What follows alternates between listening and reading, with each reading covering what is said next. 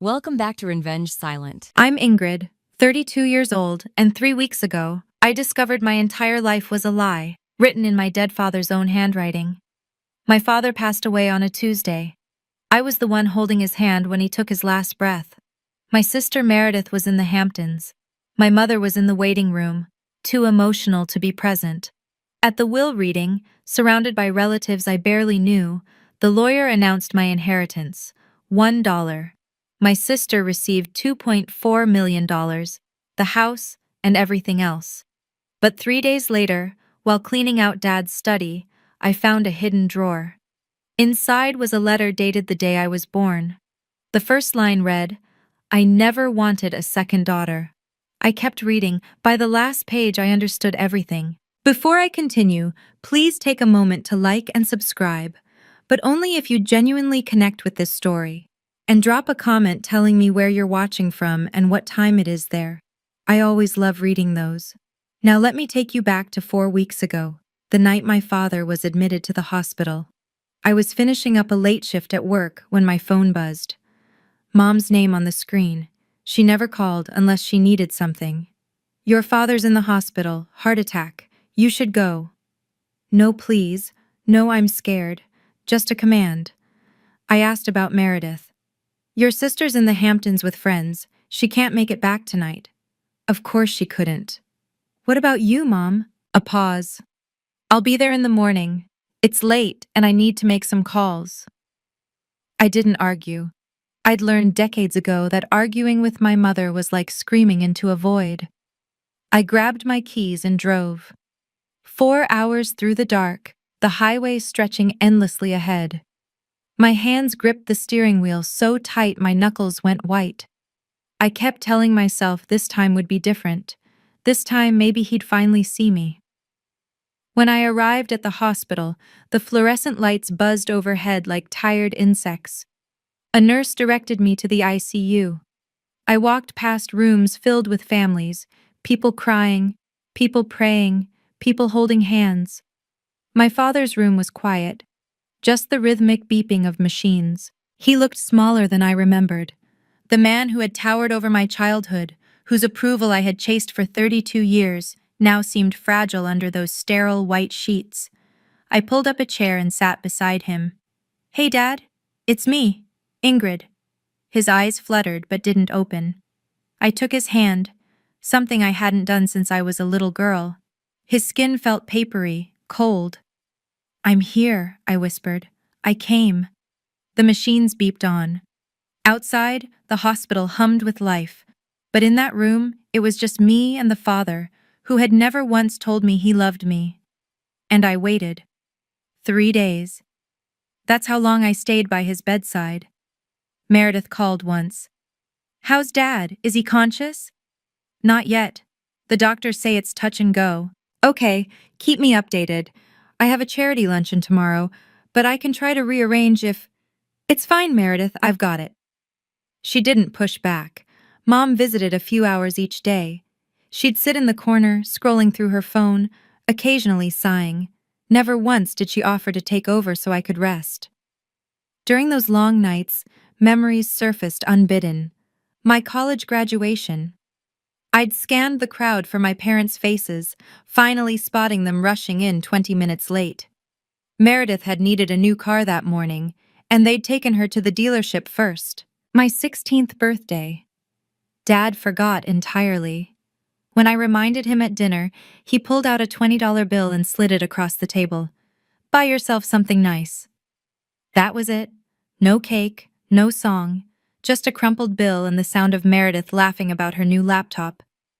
On the second night, a nurse stopped by to check his vitals. She looked at me, dark circles under my eyes, same clothes from the day before, and said, "You're a wonderful daughter staying with him like this." I didn't know how to respond. Was I wonderful? Or was I just desperate? On the third night, Dad stirred. His eyes opened, clouded with confusion, scanning the room until they landed on me. "Meredith?" he whispered. I swallowed hard. "No, Dad, it's Ingrid." His eyes drifted shut again. And in his sleep, he murmured a name, just one name over and over. "Meredith. Only Meredith. I held his hand tighter and pretended I didn't hear. The next morning, he woke up lucid, and for the first time in my life, he looked at me like he wanted to say something important. Ingrid. His voice was barely a rasp. I leaned closer. The desk, he said. My study. There's something... He coughed, a wet, rattling sound that made my stomach clench. What is it, Dad? What's in the study? His hand squeezed mine with surprising strength. You need to see. The drawer. The hidden... The monitors began to beep faster. A nurse rushed in, then another. Someone called for a doctor. Dad, stay with me. Dad, stay. His eyes locked onto mine. For one brief moment, I saw something there I'd never seen before. Regret? Guilt? I couldn't tell. I'm sorry, he breathed. I'm so... The machine screamed. The room flooded with medical staff. Someone pulled me back, away from his bed. Sir? Mr. Farrell? Stay with us. But he was gone. At 3:47 a.m., my father died with his hand reaching toward mine and a sentence left unfinished. I stood frozen in the corner while they recorded the time of death, while they turned off the machines, while silence filled the space where his labored breathing had been. When I finally called Mom, she cried, but her first words were, "Call your sister, Meredith needs to know." Not, "Are you okay?" Not, "I wish I'd been there." I called Meredith next. She answered on the fourth ring, her voice groggy. "Meredith, Dad's gone." A pause. Then, "Why didn't you call sooner? You know I have a meeting at 9. I hung up without answering. Outside, the sun was rising. A new day. A world without my father in it. I should have felt grief. Maybe I did. But mostly, I felt that familiar emptiness, the hollow space where his love should have been. And echoing in my mind, his unfinished words, the desk, the hidden, the funeral was a spectacle. Harold Farrell had been a respected businessman. Over 100 people filled the church, colleagues, golf buddies, distant relatives I'd never met. Everyone had a story about what a great man he was. I sat in the second row. The second row. Behind cousins I saw once a decade. Behind my mother's friends from her book club. Meredith stood at the front with Mom, receiving condolences like royalty greeting subjects. They wore matching black Chanel. I wore a dress I'd bought at a department store 5 years ago. When it came time for the eulogy, I stood up. I'd prepared something, memories, gratitude, the kind of speech a daughter should give.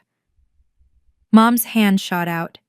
Let Meredith handle it. You know how you get nervous in front of crowds. I opened my mouth to protest. Please, Ingrid, not today. I sat back down. Meredith delivered a beautiful eulogy. She cried at all the right moments. She spoke about Dad's wisdom, his generosity, his unconditional love for his family. Unconditional. I stared at my hands. After the service, as people milled about offering hollow comfort, a woman approached me. Older, maybe early 60s, with sharp eyes and silver hair pulled back severely. You're Ingrid, aren't you? I nodded, trying to place her face. I'm Helen, your father's sister. Sister? Dad told me his only sibling died years ago. I see Harold kept up the lie, Helen said, her voice bitter. He cut me off 25 years ago for asking too many questions. She pressed a card into my hand. Call me after this circus is over. There are things you need to know about your father. Before I could respond, she disappeared into the crowd. I looked down at the card, a phone number, and 3 words written beneath it. Don't trust them. 3 days later, we gathered in a law office that smelled of leather and old money. Mom sat at the head of the long mahogany table, Meredith beside her, with her husband Greg on the other side. A handful of relatives filled the remaining chairs, people I recognized from the funeral, all watching with barely concealed interest. I sat at the far end near the door. The lawyer, a gray-haired man named Mr. Patterson, adjusted his glasses and began reading. To my beloved wife Vivian, I leave the summer cottage in Cape Cod and a monthly allowance to be managed by the estate. Mom dabbed at her eyes with a handkerchief. To my daughter, Meredith Farrell Collins, I leave the family residence at 47 Oakwood Drive, valued at $1.2 million. Additionally, I leave my investment portfolio, currently valued at approximately $800,000, my savings accounts totaling $400,000, my vehicle collection, and all jewelry and personal effects not otherwise specified. Meredith squeezed Greg's hand, her expression carefully neutral. Mr. Patterson cleared his throat, shuffled his papers. To my daughter, Ingrid Farrell. The room went still. I leave the sum of $1. Someone laughed. A short, sharp sound quickly stifled. I felt every eye in the room turn toward me, some pitying, some amused, some satisfied. Mom stared straight ahead. Meredith examined her manicure. Is that all? My voice came out steadier than I expected. Mr. Patterson nodded. That is the entirety of the estate distribution. I stood up. My chair scraped against the floor, loud in the silence. Thank you for your time. I walked out without looking back. But as I reached the elevator, I heard it, a cousin's whisper, meant to Carrie. Not surprised. She was never really one of them anyway. The elevator doors closed, and I finally let myself breathe. The desk, the hidden drawer. Maybe it was time to find out what Dad had been trying to tell me. I drove to my parents' house. No, my mother's house now, later that afternoon. I told myself I was just picking up some old belongings. That's what I told myself. Mom answered the door in her bathrobe, looking every bit the grieving widow. Ingrid, I didn't expect you. I need to get some things I left here. She stepped aside reluctantly. The house felt different already, emptier, even though nothing had been moved. I made it halfway to the stairs before I stopped, turned around. Why? Mom froze. Why what? 32 years. I need to know why. What did I do wrong? Her face tightened. This isn't the time. Then when is the time, Mom? When will it ever be the time? She sighed, suddenly looking very old. Your father had his reasons. You should accept that and move on. What reasons? I was there every day at the hospital. I held his hand when he died. Meredith didn't even cancel her luncheon. Your sister has responsibilities. And I don't? Mom's eyes hardened. There are things you don't understand, things better left alone. So explain them to me. But she was already turning away. Get your things and go, Ingrid. Some questions don't have answers you want to hear. I watched her disappear into the kitchen. Every instinct screamed at me to follow, to demand the truth. But I knew that look. That wall. I'd been running into it my whole life. Instead, my eyes drifted down the hallway, to the closed door at the end. Dad's study. The door was slightly ajar. I could see the corner of his old oak desk through the gap. The desk. The hidden drawer. Mom was in the kitchen. The house was quiet. I had maybe 10 minutes before she noticed I hadn't left. It was enough. I slipped into the study and closed the door behind me. The room smelled like him. Leather, cigars, old paper.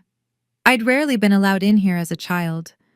It was Dad's sanctuary, off limits to everyone except Mom and, occasionally, Meredith. The oak desk dominated the center of the room.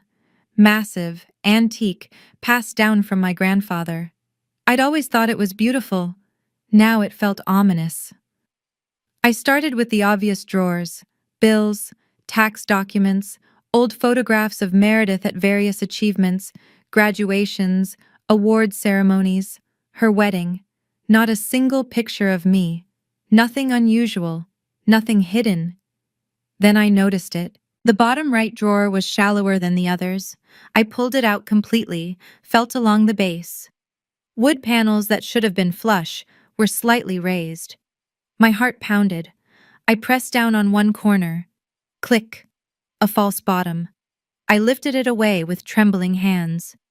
Inside, a yellowed envelope, a leather-bound journal thick with age, and a larger manila envelope sealed with wax.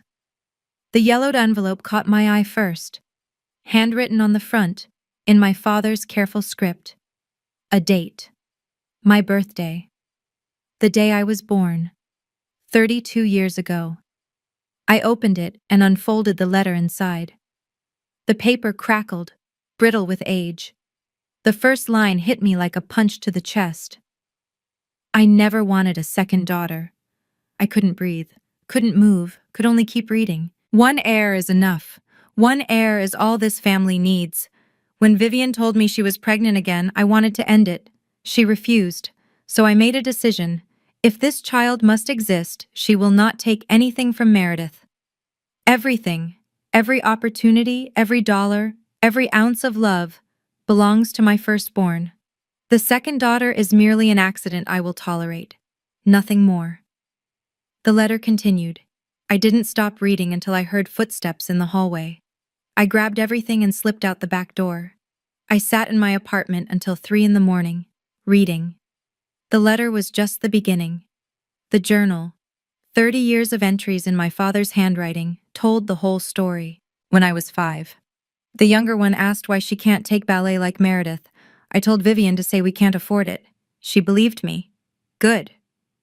When I was 10, Ingrid wanted piano lessons.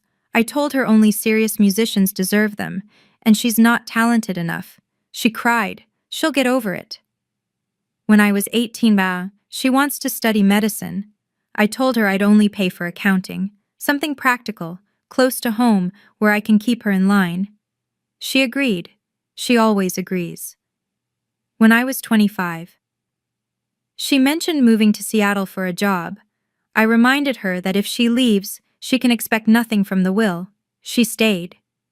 Every major decision in my life, every time I'd given up a dream, every time I'd chosen to stay small, stay close, stay obedient, he'd orchestrated all of it. And Mom, the journal made it clear, was his enforcer. Vivian knows her role. She understands that if she shows the second one too much affection, there will be consequences. I've made the terms of our arrangement very clear. I wanted to scream, to throw the journal across the room, to call my mother and demand to know how she could have. But there was still the manila envelope. I broke the wax seal. Inside, a formal document, old but preserved. The header read, Last Will and Testament of Robert Farrell Sr. My grandfather's will. The one Dad told me was lost years ago. I read it, then read it again, and suddenly, everything made sense. Grandfather hadn't left everything to Dad. He'd left it to be divided equally among all his grandchildren, all of them, including me. My father had stolen my inheritance before I was old enough to know it existed, and I had proof. I called Helen at 7 a.m. She answered on the second ring like she'd been waiting. I found it, I said without preamble. The will, the journal, everything. A long exhale on the other end. I knew he kept records. Harold was always meticulous about documenting his own cruelty. We met at a diner an hour later. Helen looked tired but unsurprised as I spread the documents across the table. Your grandfather Robert was a fair man, she said, touching the old will gently. He loved all his grandchildren equally. When he died, he made sure his estate would be split among them. That included you, Ingrid. Even before you were born, he'd included provisions for any future grandchildren. But Dad told everyone the will left everything to him. Because Harold destroyed the original and replaced it. Helen's jaw tightened. I was suspicious from the start. When I confronted him, he cut me off completely, told the family I was mentally unstable, greedy, trying to steal from him. 25 years, I whispered. You've known for 25 years? Suspected. I never had proof. She tapped the document in front of me. But you do now. I stared at my grandfather's signature. The real one, not whatever forgery Dad had used. What do I do with this? Helen pulled out her phone. I know someone. Marcus Webb. He was your grandfather's lawyer. He drafted this will. Harold told everyone Marcus died years ago, but... She smiled grimly. Harold lied about a lot of things. You think this lawyer will help? I think Marcus has been waiting 25 years for someone to find this. She slid a phone number across the table. He'll want to hear from you. For the first time since this nightmare began, I felt something other than despair. I felt hope. Marcus Webb's office was in a small building on the edge of town, the kind of place people forget exists. He answered the door himself, a thin man in his late 60s with kind eyes behind wire-rimmed glasses. "You must be Ingrid." He shook my hand warmly. "You have your grandfather's chin." The three of us, Marcus, Helen, and me, sat around a cluttered desk covered in legal books and old files. I handed over the documents. Marcus studied the original will for a long moment. When he looked up, his eyes were wet. "This is it, the will I drafted." He ran his finger along the margins. I recognized my own notations. I remember writing every word. "What happened?" I asked. "After my grandfather died?" Marcus removed his glasses, rubbed his eyes. "Harold called me the day after the funeral. Said he'd found a newer will in Robert's safe, one that superseded mine. When I asked to see it, he threatened me. Said if I didn't back off, he'd have me disbarred, accused of fraud." "And you believed him?" "I had no proof otherwise." Marcus's voice was heavy with old guilt. "He was Robert's son. He had control of all the documents. What could I do?" Helen leaned forward. "But now we have proof." Marcus nodded slowly. "The handwriting experts can confirm this is Robert's signature, not a forgery. And the journal." He flipped through the pages I'd brought. "Harold essentially confessed to everything in writing." "So what's next?" I asked. "Next." Marcus met my eyes.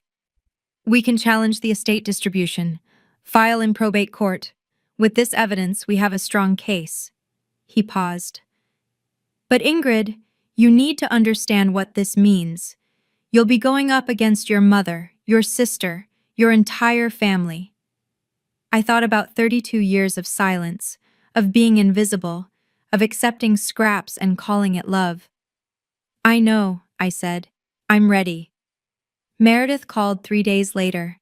I knew it would happen eventually. Word travels fast in families like ours. "Ingrid, sweetheart." Her voice dripped honey. "I've been hearing some troubling things. Have you?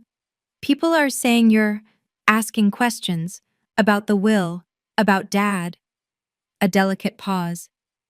"I understand you're grieving, but you need to let this go." "Why?" "Because it's embarrassing. For all of us. Dad made his wishes clear and—" "Did he? Did he really?" Silence. When she spoke again, the sweetness was gone. "I don't know what you think you've found, little sister, but I have friends, lawyers, people who can make your life very difficult." "Is that a threat?" "It's advice, from someone who cares about you." She laughed, that tinkling, dismissive sound I'd heard my whole life. "Come on, Ingrid. What do you really think you're going to accomplish? Even if there was some irregularity, who's going to believe you over me? Over Mom?" I kept my voice steady. "Thanks for your concern, Meredith. Think about what you're doing. That's all I ask." She hung up. I sat there, phone in hand, heart racing. She was scared. I could hear it beneath the threats. Meredith Farrell Collins, golden child extraordinaire, was actually scared. 10 minutes later, my phone buzzed again. "Mom." "Ingrid?" Her voice was small, shaky. "I need to see you. There's something I need to tell you." "About what?" A long pause, then barely a whisper. "About the letter. About what your father made me do." I gripped the phone tighter. Whatever I'd expected, it wasn't this. "When and where?" "Tomorrow, the cafe on 5th Street. Come alone." She hung up before I could answer. My hands trembled. Mom wanted to talk, after 32 years of silence. Something had changed, and I wasn't sure if that was good or terrifying. The cafe was nearly empty. Mom sat in a corner booth looking smaller than I'd ever seen her. No makeup, no jewelry, just a worn cardigan and hands wrapped around a cold cup of coffee. I slid into the seat across from her. "You came," she said. "You asked." For a long moment, neither of us spoke. Then Mom's shoulders began to shake. "I know about the letter, Ingrid. I've always known." My throat tightened. "Then why?" "Because I was a coward." Tears spilled down her cheeks, carving tracks through foundation she hadn't bothered to apply. "When I married your father, I had nothing. No money, no family, no options. He gave me everything, and he made sure I knew he could take it all away." "So you went along with treating me like I didn't matter." "He said," she choked on a sob, "he said if I showed you too much affection, he'd divorce me, leave me with nothing, tell everyone I was crazy like he did with Helen." I thought of all those years, the cold looks, the dismissive comments, the way she'd flinch whenever I reached for her hand. "Did you ever love me?" The question hung between us. "Every day." Mom finally met my eyes. "Every single day, Ingrid. I just, I was too afraid to show it. I wanted to scream at her, to rage about the mother she should have been. But looking at her now, this broken woman who'd sacrificed her own daughter to survive, all I felt was exhausted sadness. "Did you know about Grandpa's will?" She shook her head. "Harold never told me anything about the finances. I just did what I was told." My phone buzzed. A message from Daniel at work. "Check Facebook, now." I opened the app and my blood ran cold. Meredith had posted in the family group a long message painting me as unstable, greedy, trying to steal from grieving relatives. The war had officially begun. Okay, let me pause here for a second. If you're watching this, and you've ever felt like the invisible one in your family, like no matter what you did, it was never good enough, I see you. I really do. Drop a comment and let me know. Have you ever had to stand up against people who were supposed to love you unconditionally? What gave you the courage? And if you're feeling this story, hit that subscribe button. We're just getting to the part where everything starts to change.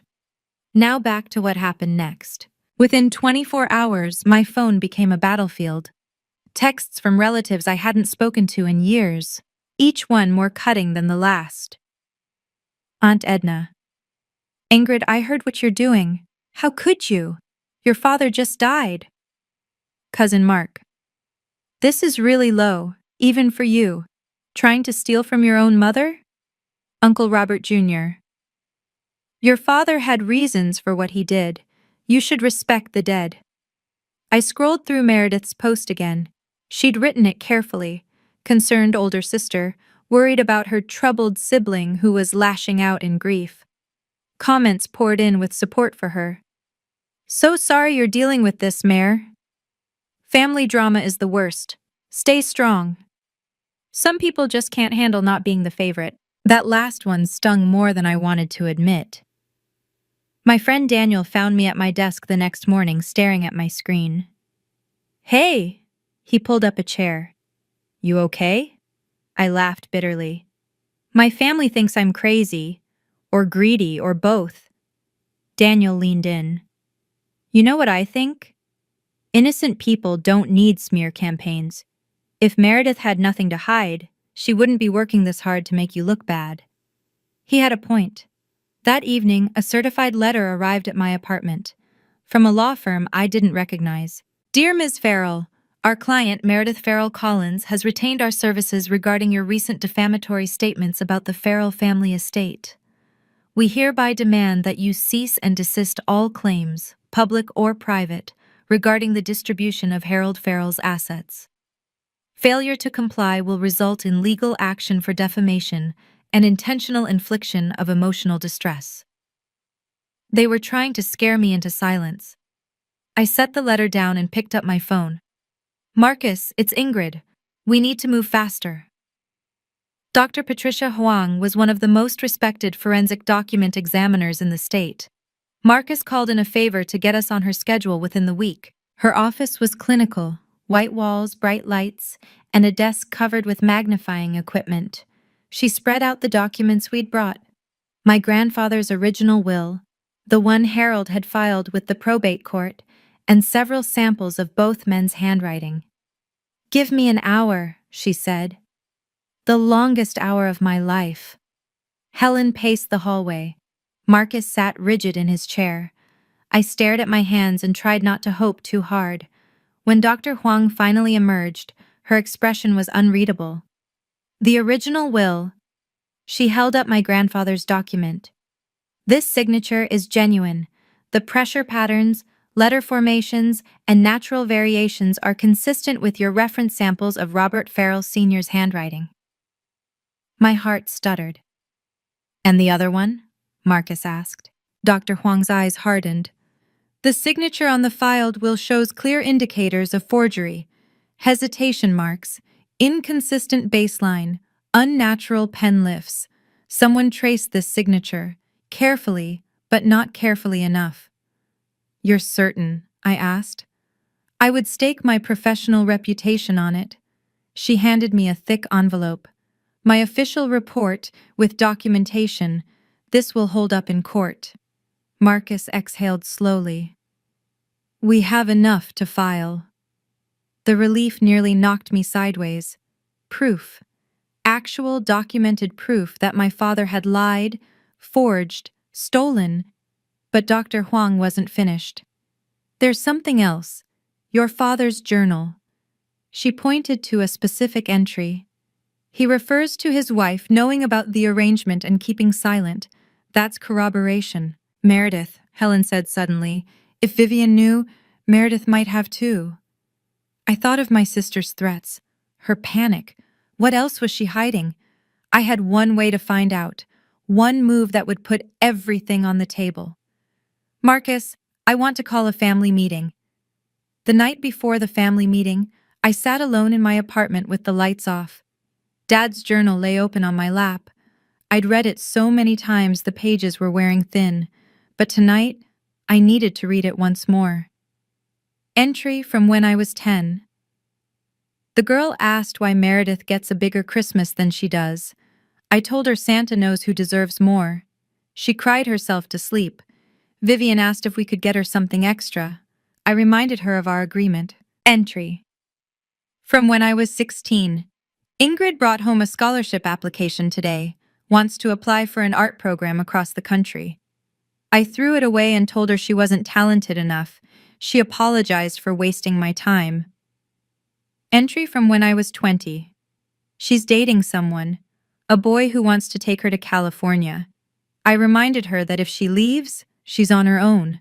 No safety net, no family. She ended it the next week. I closed the journal and let myself cry. Not quiet tears this time, great, heaving sobs that shook my whole body. 32 years of manipulation. Every dream I'd let go. Every choice I'd made to stay small, stay close, stay obedient. None of it was because I wasn't good enough. It was because I was never allowed to be. When the tears finally stopped, I felt something new. Not anger, not grief. Resolve. Tomorrow I would face my family, not with vengeance, with truth. They could choose to accept it or not. But I would no longer be silent. I picked up my phone and sent one last email. "Meeting confirmed. Sunday, 2 p.m., Mom's house. I'll be there." Then I turned off my phone, lay down, and slept more peacefully than I had in weeks. The storm was coming, and I was finally ready for it. Mom's house felt smaller than I remembered. The living room was packed. Mom sat on the main sofa, looking frail and uncertain. Meredith beside her, legs crossed, expression cool. Greg stood by the window, arms folded, not meeting anyone's eyes. And scattered around the room, aunts, uncles, cousins, people Meredith had invited as support, witnesses to what she probably expected to be my public humiliation. "Well," Meredith's voice cut through the murmur, "we're all here. What's so important that you dragged everyone out on a Sunday?" I stood near the fireplace, my bag at my feet. "Thank you for coming." I kept my voice steady. "I know Meredith has told you her version of what's happening. I'm here to tell you the truth." Aunt Edna scoffed. "We already know the truth. You're trying to steal from your sister. No, I'm trying to reclaim what was stolen from me. The room stirred. I saw glances exchanged, skeptical, uncomfortable, curious. This isn't about money, I continued. It's about our father, about who he really was, about decisions he made 32 years ago that none of you know about. Meredith laughed, high and sharp. This is pathetic, Ingrid. You're embarrassing yourself. Am I? I reached into my bag and pulled out a yellowed envelope. I found this in Dad's desk, a letter he wrote the day I was born. The room went still. Would you like to hear what it says? Meredith's smile faltered. Mom's hand flew to her throat. I unfolded the letter, hands steady, and began to read. I never wanted a second daughter. Silence. Absolute silence. I kept going, and with each word, I watched the room's expression change from skepticism to shock. No one was laughing now. I read the key passages from the letter. Then I opened the journal. This is 30 years of entries, all in Dad's handwriting. I held it up for the room to see. 30 years of documenting exactly how he planned to cut me out of this family. Meredith stood abruptly. This doesn't prove anything. Anyone could have written that. A forensic handwriting expert has verified every document. I set the report on the coffee table. Would you like to see her findings? No one moved. But that's not the most important thing I found. I pulled out the manila envelope, the one that had been sealed for decades. This is our grandfather's will, the real one, the one Dad told everyone was lost. Uncle Robert leaned forward. What do you mean, the real one? I mean, Grandfather left his estate to be divided equally among all his grandchildren, all of us. I looked around the room. Not just Meredith, all of us. Murmurs rippled through the crowd. Aunt Edna's mouth fell open. Dad forged a new will. He hid the original. He stole inheritances from every person in this room. I opened the journal to a specific page. And he wrote about it, right here in his own words. The original will has been destroyed. No one will ever know. Meredith's face had gone white. You're lying. Am I? I met her eyes. Then explain this. I pulled out the last piece, the printout of an email. This is correspondence between Dad and you, Meredith, from 5 years ago, where he explains everything and asks you to keep it secret. Greg straightened from his spot by the window. What? Your wife has known the truth for 5 years. I handed him the printout. She chose to say nothing. The room erupted. Greg staring at Meredith in horror, relatives shouting questions, Mom sobbing into her hands. Through it all, Meredith stood frozen. For the first time in her life, she had no words. I gathered my documents calmly. I'm not here for revenge. I'm here because everyone in this room deserved to know who Harold Farrell really was. I headed for the door. Behind me, Meredith finally found her voice, but it came out as a scream. You can't do this to me. This is my family. I paused, hand on the doorknob. No, Meredith, it's ours. And for the first time, I'm claiming my place in it. I didn't leave right away. Part of me needed to see what happened next. The living room had devolved into chaos. Greg was backing away from Meredith, the email printout crumpled in his fist. You knew? This whole time you knew and you said nothing? I didn't. It wasn't. Meredith reached for him. Greg, please, let me explain. Explain what? That you let your sister be treated like garbage for years while you took everything? It wasn't my fault. Dad made me promise. And that makes it okay? Across the room, Aunt Edna had cornered Mom. Vivian, is this true? Did Harold really do all of this? Mom couldn't answer. She just kept crying, shaking her head, looking 20 years older than she had an hour ago. Cousin Mark was reading the journal entries over Uncle Robert's shoulder. I heard him mutter, Jesus Christ, under his breath.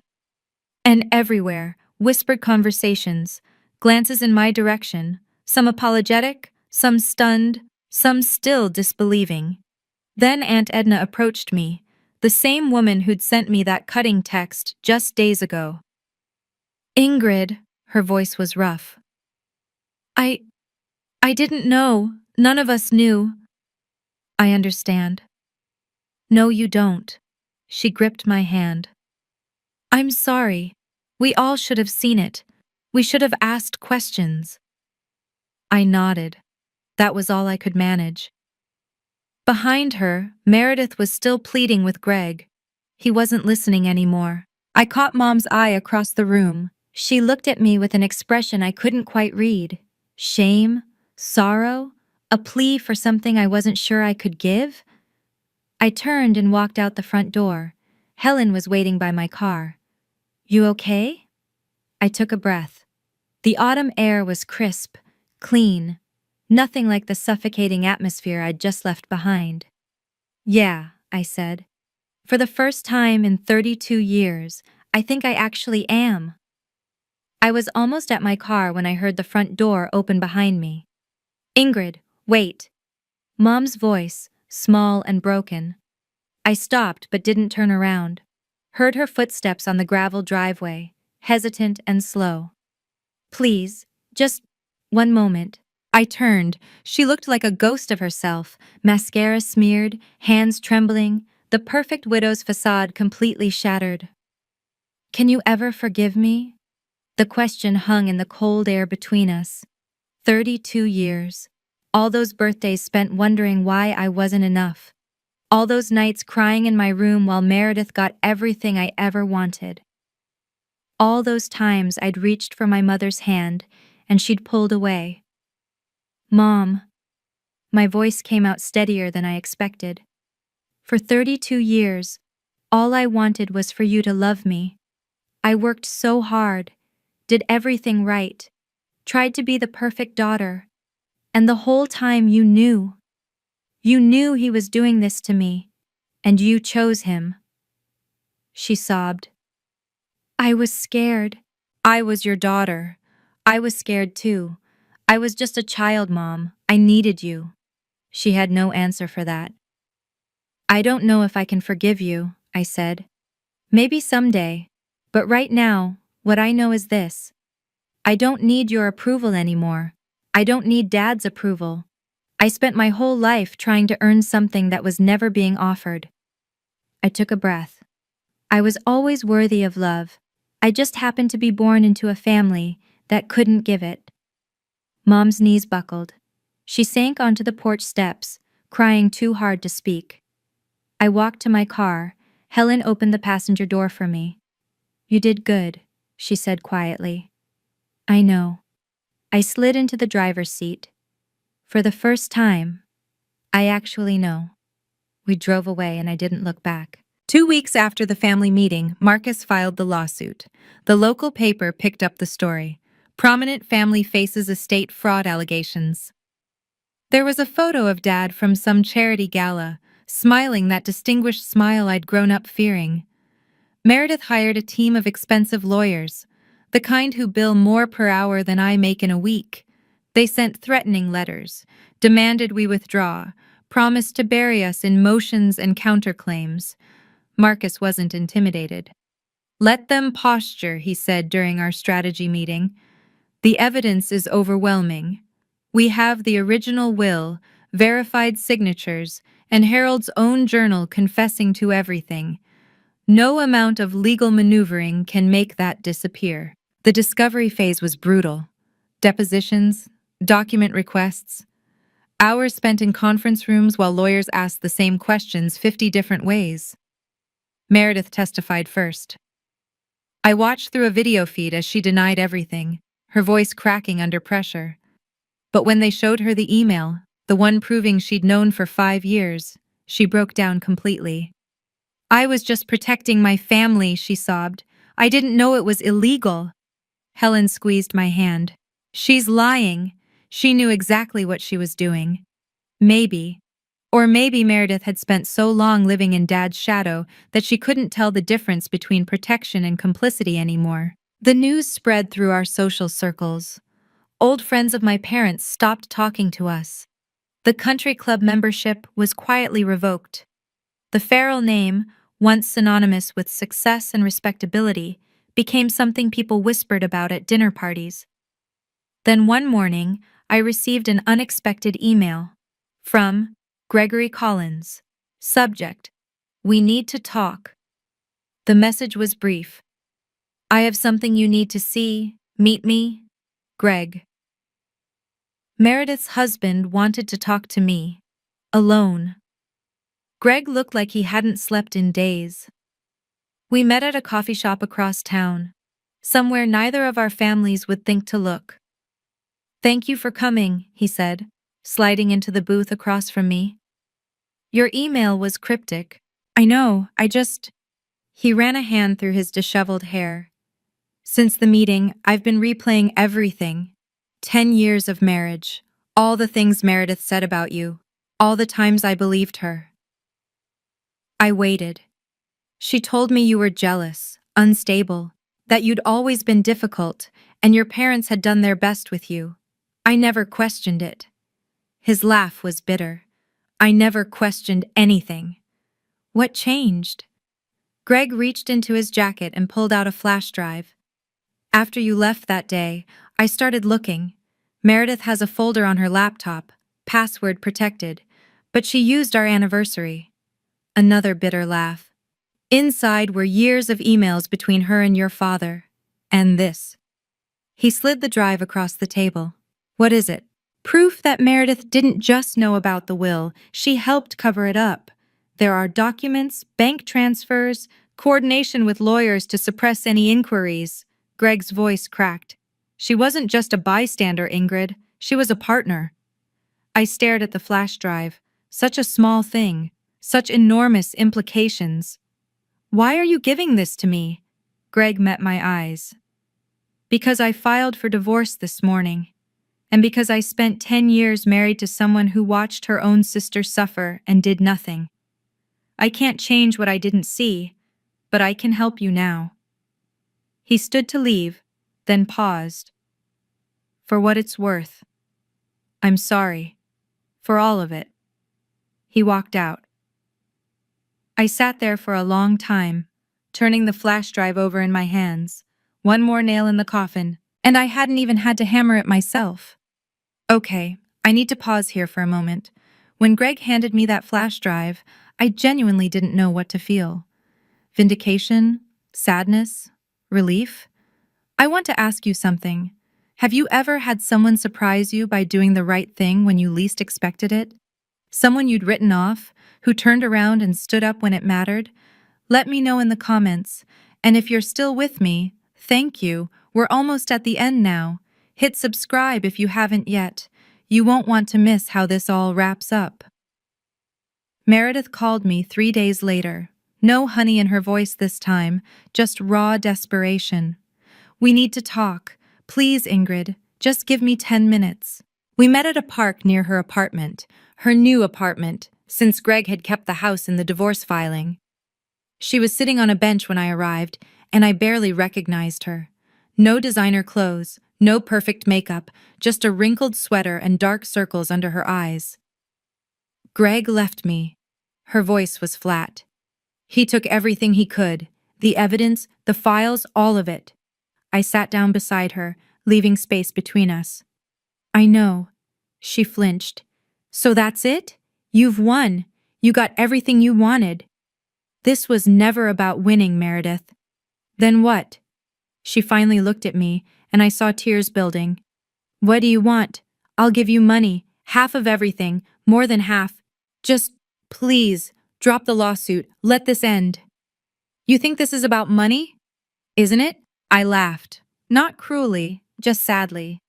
No, it was never about the money. Then what? I want you to admit it. I turned to face her fully. Look me in the eye and tell me the truth. You knew what Dad was doing. You knew for years, and you never said a word. Meredith's face crumpled. For a long moment, she didn't speak. Then, in a voice barely above a whisper, I knew. I knew everything. And I was too selfish to care. The confession hung between us. Why? I asked. I'm your sister. She wiped her eyes with the back of her hand. Because I was scared that if I spoke up, I'd end up like you. The invisible one. the one nobody wanted. I let that sink in. Then I stood. When you're ready to take responsibility, really take it, you know where to find me. No, I walked away without looking back. The courtroom was packed. Word had spread about the Farrell family scandal, and everyone wanted to see how it ended. Reporters lined the back rows. Former friends of my parents sat scattered throughout, pretending they weren't there to gawk. I sat beside Marcus, Helen on my other side. Across the aisle, Meredith hunched between her lawyers, looking smaller than I'd ever seen her. Mom didn't come. I wasn't surprised. The proceedings moved faster than I expected. Marcus presented our evidence systematically: the original will, Dr. Huang's expert analysis, the journal entries, the emails. Each piece built on the last until the picture was undeniable. Meredith's lawyers tried to object, tried to introduce doubt, but there was too much proof and everyone knew it. The turning point came when Greg took the stand. He testified calmly, professionally. Yes, his wife had known about the forged will. Yes, she had actively helped conceal it. Yes, he had evidence: emails, documents, bank records. When he finished, you could have heard a pin drop. The judge called a brief recess. I stepped outside for air and found myself face to face with Aunt Edna. "I just want you to know," she said quietly. "I believe you. I think most of us do now." Before I could respond, the bailiff called us back. The judge didn't make us wait. He'd reviewed the evidence, consulted with experts, considered all arguments. "It is the ruling of this court," he said, "that the document filed as Harold Farrell's will was obtained through fraud and misrepresentation. The original will of Robert Farrell Sr. is hereby reinstated. The estate will be redistributed according to its authentic terms." Relief crashed over me like a wave. It was over. After everything, the lies, the manipulation, the decades of being invisible, it was finally over.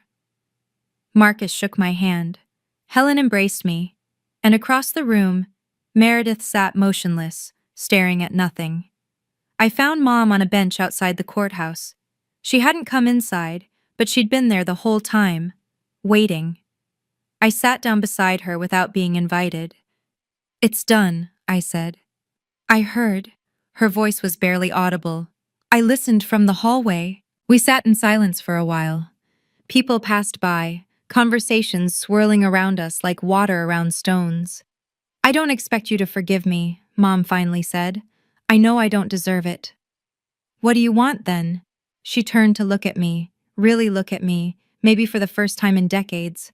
"I want you to know that I loved you, every day, even when I couldn't show it." Her hand trembled as she reached toward mine. "I know that doesn't fix anything. I know I failed you in every way a mother can fail." "Then why didn't you ever protect me?" "Because I was weak." The word came out like a confession. Harold controlled everything: the money, the house, our social standing. When he threatened to leave me with nothing, I believed him. I was so scared of being alone that I sacrificed my own daughter. Tears streamed down her face. "I'm not asking for forgiveness, Ingrid. I'm asking, is there any chance? Any chance at all that we could start over?" I thought about it, really thought about it. Could I forgive her? Could I trust her?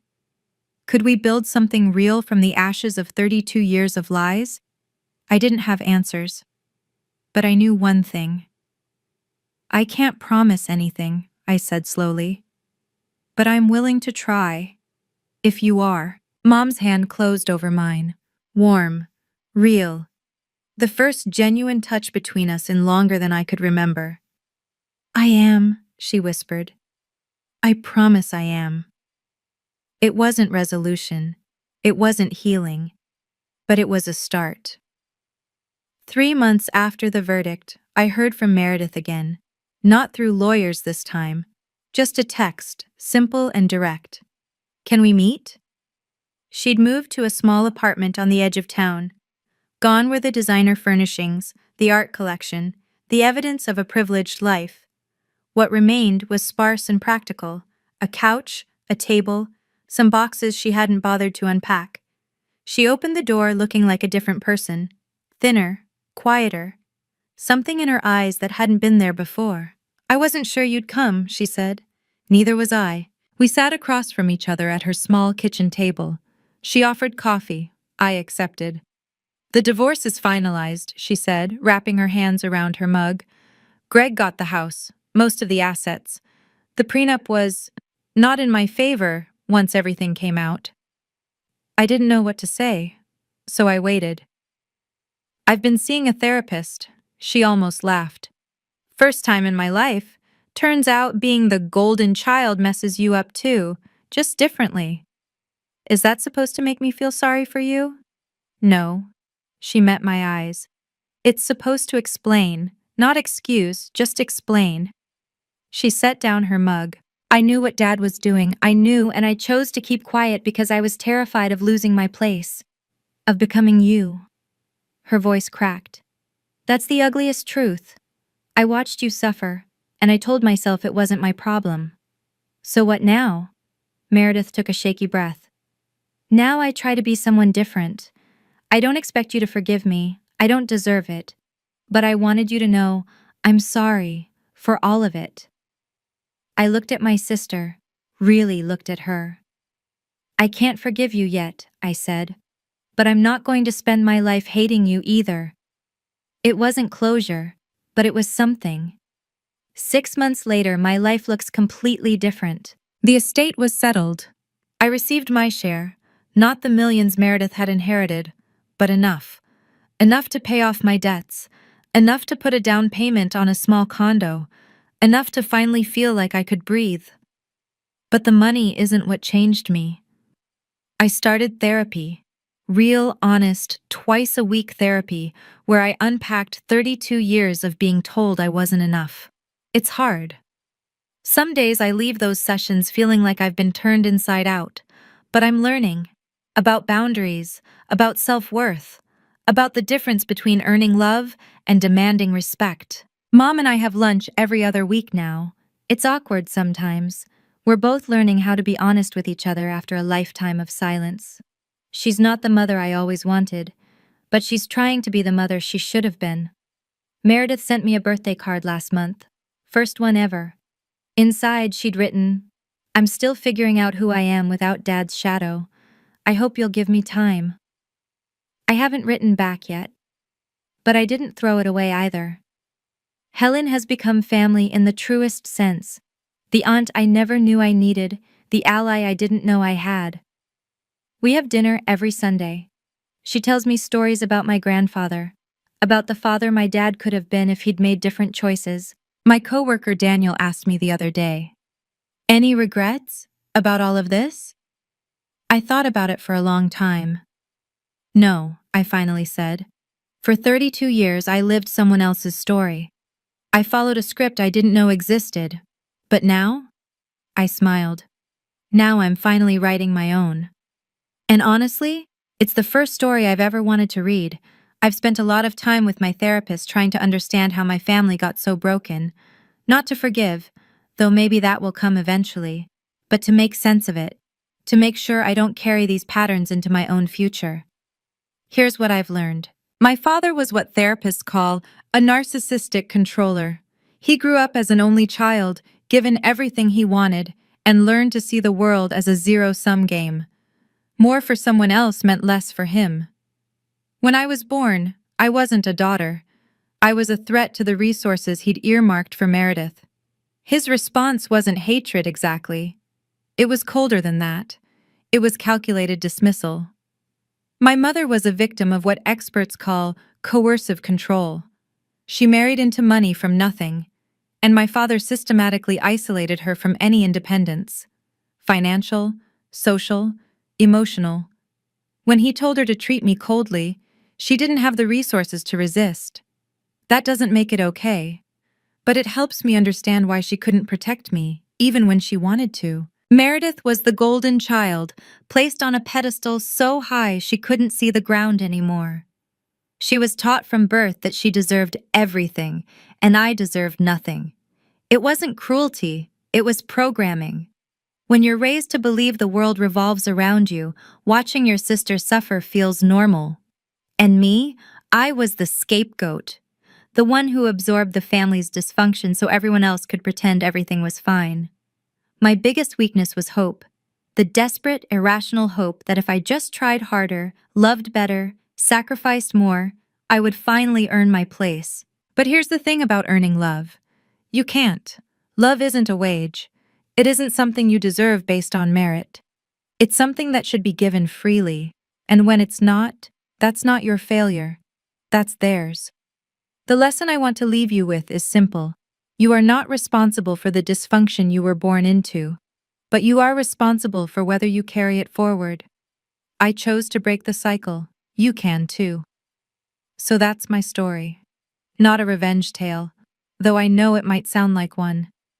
This was never about destroying my family or taking everything they had. It was about truth. About 32 years of silence finally breaking.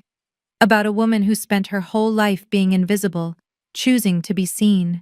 My father wrote that letter expecting it would never be found. He kept that journal believing his secrets would die with him. He spent decades building a version of our family where I didn't count. But here I am, still standing, still speaking, still refusing to disappear. If my story taught me anything, it's this. The people who try to make you feel small are usually the ones most afraid of what you'll become when you stand up. So stand up, even when it's terrifying, even when everyone tells you to keep quiet, even when the people who should love you most are the ones holding you down. Your worth was never theirs to decide. Thank you for staying with me until the end. I mean it, really. If this story touched you, hit that like button. It helps more people find these videos, and I promise there are others out there who need to hear this. If you want more stories like this one, subscribe and click the notification bell. I've linked some of my other videos in the description. And if you have your own story, whether you're ready to share it or not, leave a comment. Let me know you're out there. Let me know you're fighting too. Take care of yourself, okay? And remember, you were always worthy. You always have been.